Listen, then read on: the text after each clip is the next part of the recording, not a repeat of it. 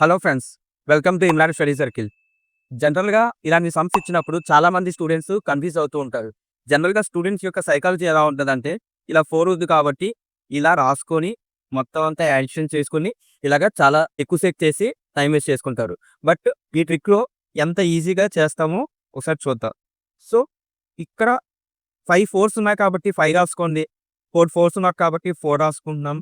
అలాగే 3 4స్ ఉన్నాయి కాబట్టి 3 అలాగే 2 1 అని రాసుకున్నాం. సో, 5 4 జా 20 అన్నమాట. 20 అన్నప్పుడు 0 మనకి 2 వచ్చింది కాబట్టి 2 క్యారీలో ఉంటది. సో, 4 4 జా ఎంతయింది? 16. 60 ప్లస్ 2 ఎంత? 18. 8 ఇక్కడ 1 ఇక్కడ రాసుకున్నాం. సో, 3 4 జా ఎంతయింది? 12.